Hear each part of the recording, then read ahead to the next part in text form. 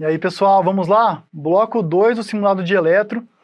1 minutinho por questão. Questão número 10. Vou dar um desconto, 2 minutinhos para ela, porque tem mais de uma imagem. Beleza? Então, tela cheia. Deixa a caneta e o papel no jeito. Vamos começar os 5 elétrons do bloco 2.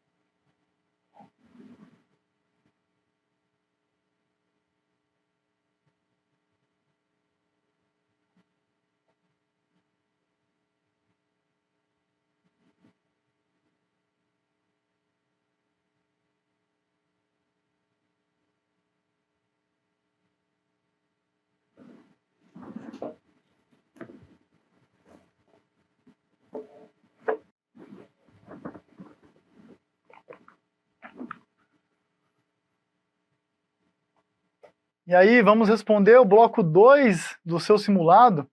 Um bloco um pouco mais curto, os eletrocardiogramas foram bem difíceis. Se liga, lembra da dica que eu sempre dei, você vai ver o padrãozão do eletro, mas também atenção nas palavras-chave do enunciado. Com as palavras-chave que foram colocadas aqui, você conseguiria resolver, pelo menos direcionar o seu raciocínio para resolver o eletro. Todos eles caíram em prova e eu vou mostrar como que as bancas cobraram. Eletro número 6, vamos lá. A gente está diante de um paciente jovem de 25 anos, que foi admitido no pronto-socorro sem consciência.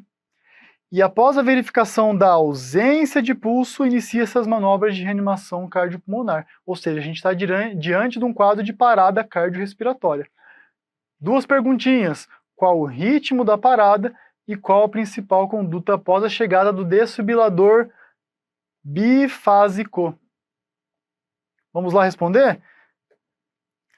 Quando a gente está diante de um eletro com uma taquicardia de QRS largo é o quê? Ele é maior do que 3 quadradinhos. Olha só a largura desses QRS. A gente está diante de uma taquicardia ventricular.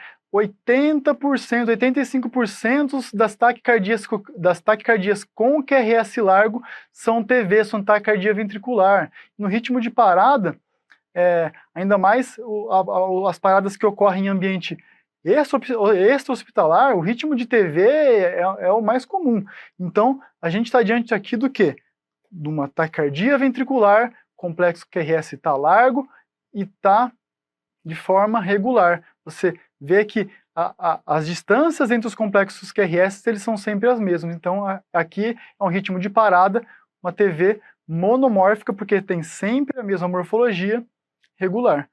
Diante de uma parada, uma taquicardia ventricular, ela é um ritmo chocável. A TV e a FV sem pulso, a TV sem pulso e a FV são ritmos chocáveis de parada cardiorrespiratória. Então, o que muda a mortalidade, o que você tem que fazer assim que chegar ao desfibrilador, colocar as pás e aplicar o choque. Isso muda a mortalidade e você sempre deve ter isso em mente, porque esse BLS cai muito em prova, as condutas do BLS.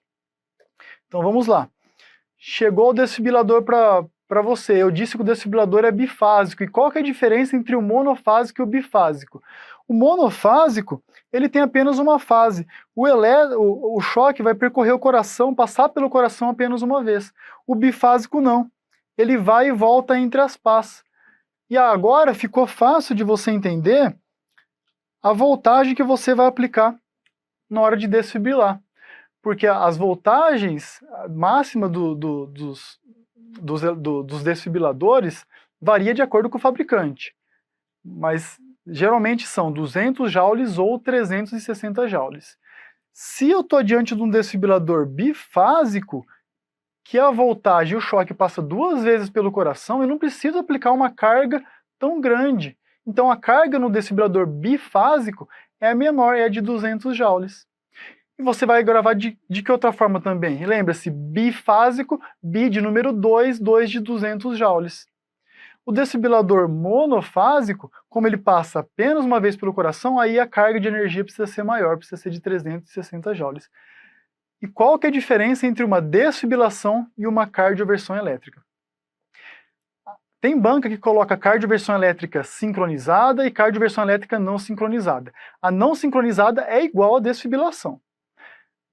Tem outras bancas que colocam cardioversão e não fala se é sincronizada ou não. Se a banca colocar apenas cardioversão, ela quer dizer que é sincronizada. Se ela é sincronizada, o que acontece?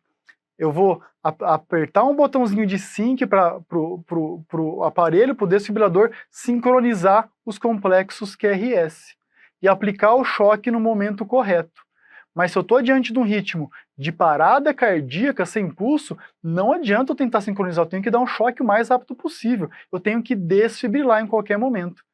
Então, a gente está diante de uma taquicardia ventricular sem pulso. Então, a conduta aqui é choque, é desfibrilação.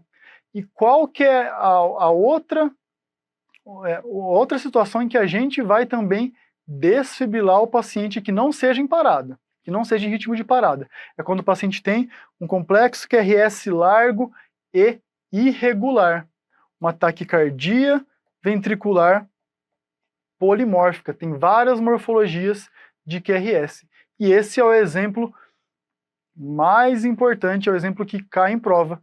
Perceba que cada complexo, as pontas do QRS, ora estão para cima, ora estão para baixo, e eles fazem esse padrão. E aqui também é a mesma coisa. Então, o que parece? Parece que eu estou torcendo o eletro, parece que eu estou pegando aqui, estou pegando o eletrocardiograma, as pontas dele e torcendo a ponta. Pegando uma toalha e torcendo a ponta da toalha, ele vai ficar com esse padrão. É um padrão de taquicardia ventricular polimórfica. Em francês, atenção para o francês do professor, torsade de Poix.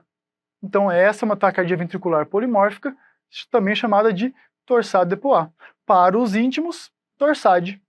Acabou por aí. Beleza? Então, taquicardia ventricular polimórfica, torsade de Poix, aqui a gente vai desfibrilar. Se o paciente estiver instável, lembra dos 4 Ds da instabilidade? Então, torsade de Poix instável, eu vou chocar o paciente. E se o paciente tiver uma torsade de Poix, uma torsade estável, professor, o que eu vou fazer? Sulfato de magnésio é a grande droga.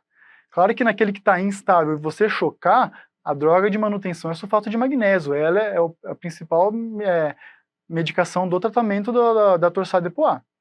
Combinado? Vamos para o eletro número 7. A gente está diante agora de um paciente hipertenso com diagnóstico de fibrilação atrial e insuficiência cardíaca.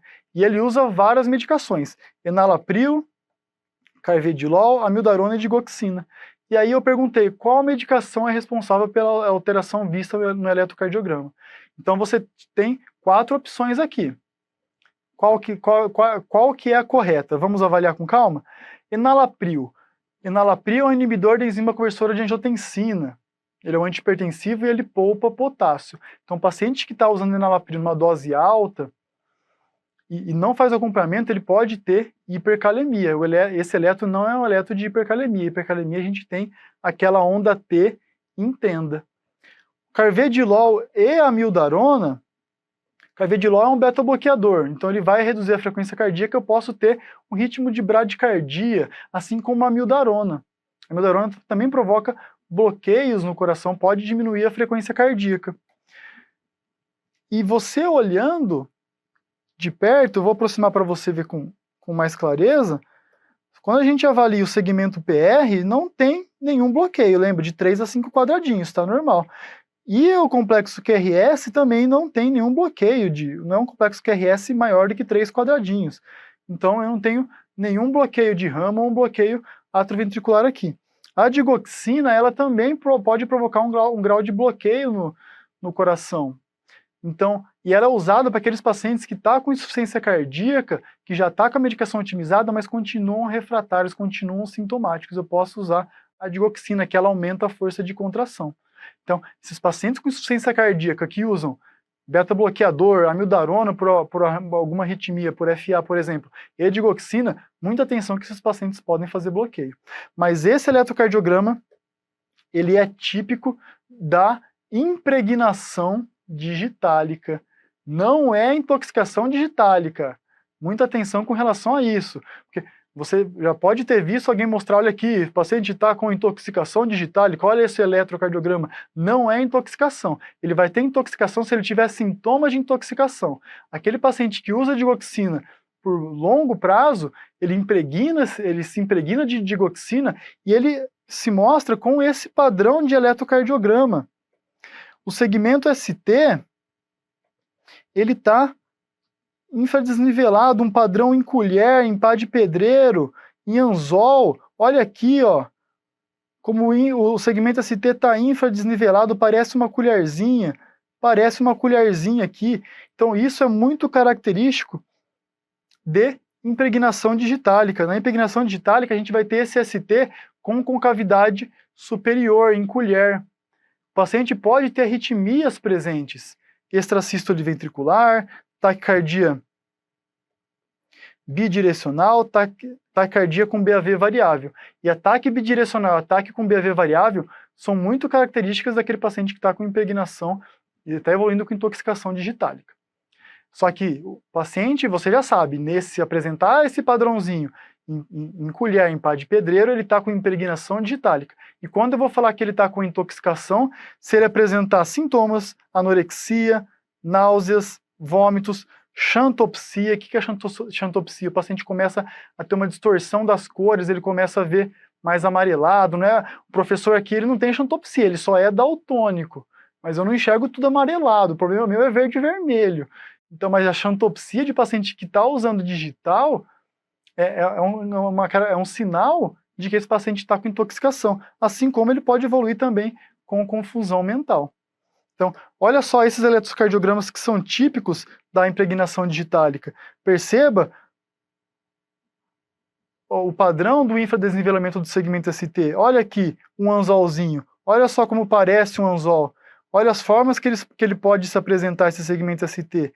Um J ali, ó. Um J, um anzolzinho. Então, esse eletro é de impregnação digitálica. Bacana? Vamos para o próximo? Eletro número 8. Questão dificílima que caiu na Unicamp em 2021. E qual que é a dica que eu dou para você? As palavras-chave do enunciado. Perceba, paciente jovem de 27 anos está confuso dentro do carro com rebaixamento de nível de consciência. Glasgow 11, pupilas midriáticas, fotorreagentes, uma temperatura um pouquinho mais elevada ali, o paciente está quase febril, mas não tem nenhum déficit neurológico. A Unicamp perguntou qual que é a conduta diante desse caso. Eletro dificílimo, dificílimo. E quando você olha para esse eletro, eu vou colocar ele maior em tela cheia para você, o que chama mais a atenção é quando a gente avalia o intervalo QT. Faz aquele tracinho em cima de um complexo QRS, faz outro. Divide no meio, olha só onde caiu a onda T. Caiu no meio. Quando isso acontece, o paciente provavelmente tem um intervalo QT aumentado. É esse esquema que eu quero que você grave. Você vai fazer isso aqui, ó. Dividir no meio entre os dois QRS, e se a onda T cair aqui no traço, aí você tem que calcular o intervalo QT. Isso aí não é 100% específico, mas te dá um alerta de que, opa, esse paciente tem intervalo QT prolongado. Então, qual que é as palavras-chave do enunciado que eu queria que você ligasse o seu alerta? Eu estou diante de um paciente jovem que está desacordado com alteração eletrocardiográfica. Paciente jovem com alteração eletrocardiográfica, eu tenho que pensar em intoxicação exógena. E esse caso, esse eletro é de uma intoxicação exógena. E eu vou mostrar para você daqui a pouquinho. Falando primeiramente do intervalo QT. O intervalo QT longo, ele acontece nesse tipo de intoxicação que está aí na questão para você. O intervalo QT normal para homem, ele deve ser menor do que 450 milissegundos. Lembrando que cada quadradinho tem 40 milissegundos. Em mulher, menor do que 470. O intervalo QT maior do que 500, o paciente tem um maior risco de torsade de Poin para os íntimos torsade. E o intervalo QT menor do que 340 é um intervalo, é um QT anormalmente curto. E a gente calcula o QT corrigido através da fórmula de Bazet, onde eu vou pegar o intervalo QT em segundos e dividir pela raiz quadrada dos RRs também em segundo. Fazendo esse cálculo para esse eletrocardiograma, a gente tem um intervalo QT corrigido de 660. Ah, professor, quer dizer que esse paciente pode ter torsade? Pode. Pode, porque está maior do que 500. Muita atenção. E qual que é a conduta com relação a isso, a gente vai ver daqui a pouquinho, mas você tem que saber quais são as causas de QT longo. São os As, todos os antes. Tela cheia para você.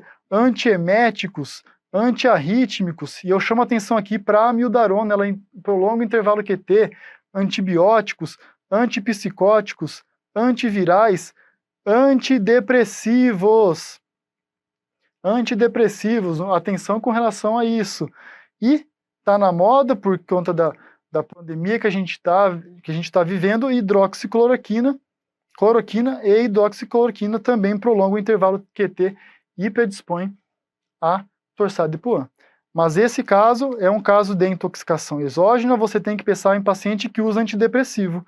Então, provavelmente aqui é um paciente que usou antidepressivo, é uma intoxicação por tricíclico. A intoxicação por tricíclico, eu vou ter sintomas anticolinérgicos, o paciente vai ter taquicardia, vai evoluir com hipertensão, pele seca e quente. Lembra que a temperatura dele está de 37,5. Eu vou ter bloqueios dos canais de sódio e pode prolongar o intervalo QT corrigido. É isso que eu tenho nesse eletro. O paciente pode ficar hipotenso, agitado, hiperativo, hiperatividade muscular, com convulsão e com coma. E a Unicamp perguntou o quê? Qual que é a primeira conduta diante desse eletrocardiograma, diante de uma possível intoxicação exógena por tricíclico? Qual que é a resposta? Bicarbonato de sódio. Olha que questão maldosa e que questão dificílima. Mas você vai torcer para isso cair na sua prova, porque você vai acertar agora. Você pode fazer também lavagem gástrica, na primeira hora principalmente, mas a Unicamp perguntou qual que é a conduta. A primeira conduta é bicarbonato de sódio. O eletrocardiograma típico de uma intoxicação por tricíclico, a gente vai ter, além do intervalo QT prolongado, a gente vai ter em AVR uma onda R maior do que 3 milímetros, uma onda R maior que a onda S. Então, aproximando aqui para você ver, a gente já viu o intervalo QT que está prolongado, olha aqui em AVR, a gente tem sim uma onda R aqui para cima maior do que 3 milímetros. Onda S a gente praticamente não tem. Mas a onda R está maior do que 3 milímetros, eletro muito sugestivo de intoxicação por tricíclico. Questão muito difícil mesmo. Penúltimo eletro do seu simulado, eletro número 9, um homem de 58 anos, morador de rua, encontrado desacordado em via pública, trazido pelo SAMU na emergência. Aí eu pergunto, qual o provável diagnóstico? Quando a banca coloca morador de rua, você tem que pensar que é um paciente etilista, pode ser um hepatopata, está com uma intoxicação alcoólica, mas você tem que pensar também em hipotermia. Principalmente se a banca te der mais uma dica e falar que o paciente mora em alguma região fria do país. Então, esse eletrocardiograma, ele é típico de hipotermia. O que a gente tem? A gente tem, primeiro, bradicardia. A gente tem bradicardia. Se a gente for calcular a frequência cardíaca desse paciente, ele está bradicárdico. Eu vou mostrar para você. O complexo QRS, ele está alargado e tem esse entalhe aqui no final do QRS, aqui em V1, aqui em V2, aqui em V6. Isso aí se chama onda J ou onda de Osborne. É a onda da hipotermia. E além disso, a gente pode ter um intervalo também, um intervalo QT prolongado. Você olhando aqui, não parece que o intervalo QT está prolongado, se você fizer aquele esqueminha que eu te ensinei. Mas você tem que corrigir pela frequência cardíaca do paciente. Por isso que eu falei, esse esquema ajuda você a suspeitar de QT prolongado, para fazer você calcular, mas não é 100% fiel. Atenção com relação a isso. Então, eletro de hipotermia, onda J ou onda de Osborne. A hipotermia geralmente tem que ser, a temperatura corporal do paciente está em torno de 30 graus para ter essa alteração eletrocardiográfica. Então, o que a gente vai achar na hipotermia? A gente vai ver paciente com bradicardia sinusal e a frequência cardíaca desse eletrocardiograma está em 42 batimentos por minuto, entalhe no final da onda R, a onda J ou onda O de Osborne, e o intervalo QT prolongado. Calculando esse QT, está em 520 milissegundos. É um QT prolongado. Bacana? Respira fundo, vamos para o último eletro do seu simulado, questão da USP Ribeirão Preto. E a USP Ribeirão Preto adora fazer isso. Ela dá um caso clínico, ela quer que você deduza, saiba o diagnóstico e pede para você, por exemplo, dar o tratamento ou achar alguma imagem compatível com aquele diagnóstico que você fez. Questão muito difícil. E também, claro, tem dicas para você no enunciado. O que eu coloquei aqui? O paciente tem 51 anos e é etilista. Ele está internado há 2 dias porque ele teve uma queda da própria altura. Ficou tontão lá e caiu. E ele evoluiu com agitação psicomotora, febre, tremores, crise convulsiva e urina escurecida. Veja só Veja só, é um paciente etilista que está internado há 2 dias sem tomar a cachaça dele. Depois, e o paciente então ele apresenta o quê? Síndrome de abstinência. E depois de 48 horas a gente pode ter delirium tremens, o paciente fica com convulsão, crise convulsiva, abalos musculares. Isso pode provocar o quê? Rabdomiólise. Quando eu tenho lesão muscular, eu libero os eletrólitos que estão dentro da célula. Eu libero fósforo, eu libero potássio, eu libero ácido úrico. O paciente pode ter também uma hipocalcemia associada e libera também o quê? Mioglobina. Você acha que a banca vai te dar essa informação aqui à toa? Do nada ela vai falar assim, a paciente está com urina escura, sem querer te dizer mais nada com relação a isso. Se ela falou que a urina do paciente está alterada, é porque está alterada, ela está te dando alguma informação com relação ao caso clínico. Ela não vai te jogar essa informação à toa. Então, o paciente está com mioglobinúria, é um caso de rabdomiólise, provavelmente por delirium tremens. Então, o eletrocardiograma que você tinha que achar aqui na resposta é um eletro de hipercalemia, onda T entenda, resposta letra B de bola, questão dificílima. Mas na USP Ribeirão não caiu esse eletro, foi mais difícil ainda, eu vou mostrar que eletro que caiu. Como o eletro não estava tão nítido, eu não coloquei ele. Então, esse eletro está até mais fácil de você identificar. Mas vamos lá, vamos avaliar eletro por eletro.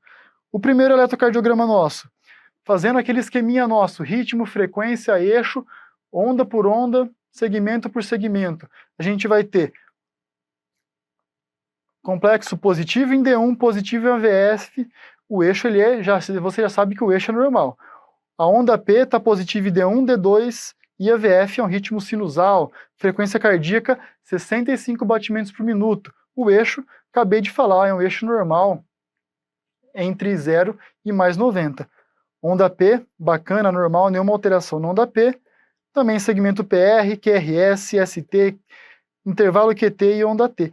Esse é um eletrocardiograma normal, não tem nenhuma alteração, você não deveria assinalar ele. Mas esse sim, esse eletrocardiograma tem aquela onda T entenda piculada de hipercalemia. Essa era a resposta que você deveria assinalar, a letra B de bola.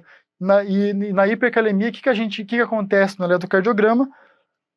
A onda T ela é puxada para cima, ela fica entenda, ela fica bem assim, apiculadinha mesmo, parece um QRS, com a base estreita. É diferente da onda T do infarto, que a onda T do infarto ela é simétrica também, mas ela é um pouquinho mais arredondada e a base dela é um pouquinho mais larga. Então esse aqui, na hipercalemia, eu tenho aumento da onda T e a onda P ela vai ficando mais achatada. Essa é a evolução da hipercalemia no eletrocardiograma. Olha aqui comigo, vamos começar daqui para lá. A gente tem, quando o potássio começa a aumentar, a onda T fica piculada, depois o complexo QRS começa a ficar alargado, a onda P fica mais achatadinha, esse QRS vai alargando, fica um padrão sinusoidal até o paciente ter uma fibrilação ventricular. Na hipocalemia é o contrário. Na hipocalemia eu tenho a onda P vai aumentando quanto menor for o nível de potássio e a onda T vai diminuindo. O que pode acontecer também na hipocalemia é um aumento da onda U. Então a hiper é o contrário da hipo. Bacana? Que eletro que caiu na prova da USP Ribeirão? Caiu mais ou menos esse aí. É um ritmo sinusoidal, você vai perceber que esse complexo QRS, ele está muito alargadão, olha aqui. E na prova da USP lá de Ribeirão, o paciente estava com rebaixamento do nível de consciência, pré-parada cardiorrespiratória. Então era esse eletro lá na prova que você deveria assinalar. Eletro C, você já viu, você já sabe, tela cheia para você. A gente tem o quê? Um supra do segmento ST de V1 até V4. É um supra de parede anterior. Qual que é a coronária mais provavelmente acometida? Artéria descendente anterior. E o último eletrocardiograma, olha lá, professor, é um supra de ST, é outro infarto. Muita calma nessa hora, porque esse supra de ST, ele é secundário a um bloqueio de ramo esquerdo. Então, nem todo supra é infarto. O supra do infarto tem aquelas características típicas, o paciente tem que ter sinais e sintomas de infarto. Uma outra carta na manga que você tem que ter é que o paciente que está com sintoma de infarto e tem bloqueio de ramo esquerdo novo ou presumivelmente novo, você vai também encarar como um supra, mas o paciente tem que ter clínica. Aqui é um bloqueio de ramo esquerdo com supra do segmento ST secundário a esse bloqueio. E como que você vai ver o bloqueio de ramo? Eu não vou explicar aqui todos os critérios de bloqueio, porque o professor Bruno detalhou perfeitamente no simulado de eletro dele. Mas o que eu vou mostrar aqui para você? Os bizus. O que acontece no bloqueio de ramo? Começando ali, bloqueio de ramo esquerdo. No bloqueio de ramo esquerdo, o ramo esquerdo do eletro, o ramo esquerdo do feixe, ele está bloqueado. Então eu vou ter primeiro a despolarização do ventrículo direito e depois célula a célula despolarização do ventrículo esquerdo. Então um ventrículo vai se despolarizar depois do outro. Para cada despolarização de ventrículo, eu tenho uma onda R. Então eu vou ter esse padrão aqui, R, R'. São duas ondas R's, R e R'. Se a orelhinha do coelho tiver em V6, lembra onde fica V6? Ali, ó, lateral, mais lateral, fica mais à esquerda. Se a orelhinha do coelho tiver em V6, bloqueio de ramo esquerdo, ponto. Agora, se a orelhinha do coelho tiver em V1, V1 é onde? Espaço ali intercostal direito, quarto espaço intercostal direito. Se tiver ali do lado direito, eu vou ter um bloqueio de ramo direito. Acabou. Procura a orelhinha do coelho. Se a orelhinha estiver do lado esquerdo, V6, bloqueio de ramo esquerdo. Se a orelhinha estiver do lado direito, em V1, bloqueio de ramo direito. Beleza? Mas eu quero te dar outro bizu. Mais um que vai te ajudar na hora do chute, na hora do desespero, que você tem que assinalar alguma questão lá. Para a vida, não necessariamente, não é todo momento que isso vai resolver a sua vida. Mas para a prova, isso é muito útil. O que você vai fazer? O professor aqui não vai passar vergonha sozinho. Então, o próximo bizu qual que é? Você vai definir se é bloqueio de ramo direito ou bloqueio de ramo esquerdo olhando somente em V1. Somente em V1. Você vai olhar aqui. Pega a direção do carro. Você dirige ou não, pelo menos tem uma noção de direção. Vamos lá. Pega a direção do carro. Você está dirigindo. Quando você vai virar para a esquerda, olha para o lado esquerdo, o que você faz? Seta para a esquerda. Quando você dá seta para a esquerda, o que você faz? Bate para baixo. Então, se você deu seta para a esquerda, bateu para baixo, é um bloqueio de ramo esquerdo. Olha aqui. Como que é o bloqueio de ramo esquerdo? Tá, a seta para baixo em V1 é o bloqueio de ramo esquerdo. Agora, se você estiver bonitão com o seu carro lá, eu vou virar para a direita. Então você olha para a direita, o que você faz quando você vai virar o volante para a direita? Você bate a seta para cima, não seja barbeiro, dê seta. Então você vai bater a seta para cima, se em V1 tiver mais positivo, seta para cima, bloqueio de ramo direito. Ponto, acabou por aí. O que você vai fazer a partir de agora? Você vai descansar merecidamente e vai torcer para esses tipos de questões discutidas aqui cair em prova, porque são questões difíceis e que menos de 20, 30% dos seus concorrentes vão acertar. Então, torce para cair em prova esse tipo de questão. Se cair, o que você vai fazer? Vai abrir aquele sorrisão, pega o champanhe, chacoalha e saca a rolha, comemora a sua aprovação, porque essa questão vai te colocar dentro da sua residência, vai te ajudar na sua revalidação. Beleza? Acabamos a aula por aqui. Muito obrigado pela sua companhia. Espero que você tenha gostado do simulado. Te vejo na próxima. Um grande abraço, beijo no coração e até logo.